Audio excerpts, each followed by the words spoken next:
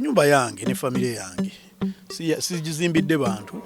lwakuba nadde ndogiteeka yomba inspiring ate abala batannagifuna so temuli muntu omulala agenda funa space mu nyumba eno yange na family yange time bweriba etuuse tujja zimba ebyo ebintu kuba tukyakola ebintu bingi tujja bikola tugenze mu nyumba tuzikoleddeza abantu oba orphanage oba ki tuli bikola kuba ne bino twamanya mbu tuli bikola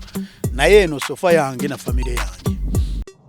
Alright, nyongera okwaniriza wano ku Tindi Updates YouTube channel nenkwebaza gwe wena subscribe ku channel yaffe eno nti okola kyakabi nnyo. DJ Johnny P is my name n'olunaku olwaleero tuze ne story empya era story ediko etambula ebadde ekola amawulire week eno nga ye story ya mwana mulenzi Gravity Omutujju oluvannyuma lw'okuvaayo n'atulaga ennyumba ye gyali mu kuzimba etandaba kuggwa mansion. Gravity Omutujju eno si ennyumba gy'asoose okulaga eri public gye buvuddeko omwaka oguwedde n'ennyumba gyeyalaga though obudde buno gyasulamu ng'eri ku Salama Road yawe Munyonyo bamanyiwo kumpi n'Ekiruddu Hospital. So gembaka yavaayo nalaga abawagizi be nti ebbanga tebamuwagidde nti asobodde okubaako wafuna waateeka oluba. So negye buvuddeko wiiki eno nnaku nga bbiri eziyise mabega yavuddeyo naposting ebifaananyi ku social media that is Facebook nalaga nti alina mansion gyali mu kusitula era ng'oba oliawo mu bbanga eritali lyawala ejja kuba ewedde.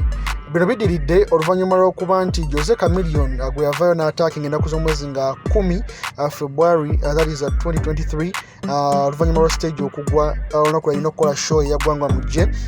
n'agamba nti Mukama Katonda akola era asasula. Kimanyikiddwa nti Gravity Omutujju abadde alinamu obutakkaanya ne mwana mulenzi Jose Chameleone. However, Jose Chameleone yasobodde okuba nga yafunye a very successful concert that is on Friday last week e Lugogo ng'era tanapi abadde yakabi nnyo ne show ezabadde Masaka Luweero zaakoze bulungi ng'era yasobodde n'okukola for the first time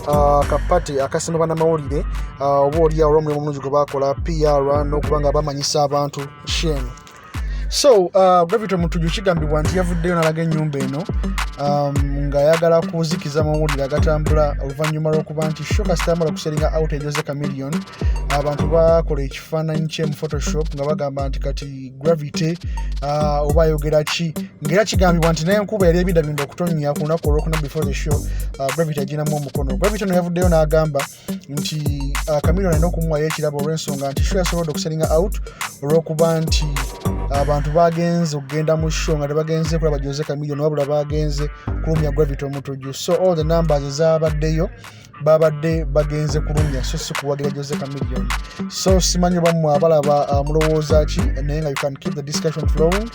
mu comment section yayo. So tujja kuba tufuna Gravity Omutujju mu bbanga erita eryawala tunyumyemukko naye ate oba oliawo abeeko byatugamba ye nga ye that is a one-on-one exclusive wano ku Tindi Files. Nyongera obagamba nti mwongere subscribinga n'okusharinga wakwaffe naye nga ennyumba yeeyo nga emujaba ku screens tujja batufinding out sente mekazi ataddemu n'okuzuula ekituufu kubanga ba critics bangi bavudde ne bagamba nti ennyumba osanga siye nga ya ba video producer amanyikiddwa nga ja live ali emakindi awo. So tujjageza okukola okunoonyereza okwenjawulo following up tulabe ekituufu ennyumba ye oba nedda era ebiwandiiko bisoma amannya ki Mr. Wabuyi oba Gravity Omutujju. So all that and more tujja kuba tweta updates nga we unfollowing wano ku Tindi Files. Thank you very much for watching. Nyumba yange ne family yange sijizimbidde bantu lwakuba nadde ndogiteeka yomba inspiring ate abala batannagifuna so temuli muntu omulala agenda funa space mu nyumba eno yange na family yange time bweriba etuuse tujja zimba ebyo ebintu kuba tukyakola ebintu bingi tujja bikola tugenze mu nyumba tuzikoleddeza abantu oba orphanage oba ki tuli bikola kuba ne bino twamanya mbu tuli bikola naye eno sofa yange na family yange era lumu nga bwenzikulaziza abaana bange mukyala wange bantu bange tegeera bakyali bange kwera lumu nnyingi ozirabye ya lumu musanvu era ofunako bakyali bo noga musuleko wano tegeera emabega eyo waliyo mu boys quarter basobola osula eyo emanju. So wano wange bwe naaba nkaddiye ng'abaana nabo bakuze bagenze nsobola ogifula hotel kwa hotels nyingi mwezi limu nga tezina mu rooms ziwera musanvu kitegeera nenga hotel so gifula hotel so kifula ekifo ekyokusanyukirwamu kitegeera kuba otundu ya zi clubs eziri e Kampala space yaabwe banti nnyo tegeera naye kati eno nene eno abantu basokolerayo nga banywerayo shisha wansi n'enkolawo ba kirabu ne tuyita ba DJ ne tubawa emirimu wano ebintu bingi byensobola okukola wano bwe nkaddiwa ne nga sikyasobola kwambuka amadaala gano nga ngenda noonye wantu ewalala ewali ennyumba eyawansi nga nsulaawo ngeno ngipangisa abaana bakuze bavuddewo kitege ambadde Chameleone enyumba yabikola dda si kipya Chameleone okuta ennyumba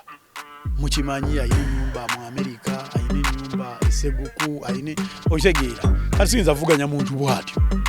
kitegeera nyinza okuba kati eno yange kale nene mpanvu view gyeyina esinga eza Chameleone naye Chameleone yabikola kitegeera ne bino waba ayagala tomanya so bikolera still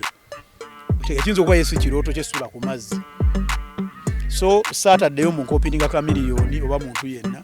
nze ifanana byange bibadde binnuma bulumi nga birudde mu gallery nga naye kati bana abantu kamba inspiring mukko tiambatereyo ko ku nyumba mbalage mba tulina betukoze abawagizi batubuuza oli abeera onaga naye Gravity nga ayimbye ko abantu bakimanyi Gravity enzo omu ku bayimbi abasinzo yimba ayimba buli wamu kitegeera abantu bagamba ayimbira layisi ayimbira emitwalo kanjala balaga mbuna nayimbira emitwalo 10 bobo zikosezza bulungi osozijjamu ekintu ekyakabi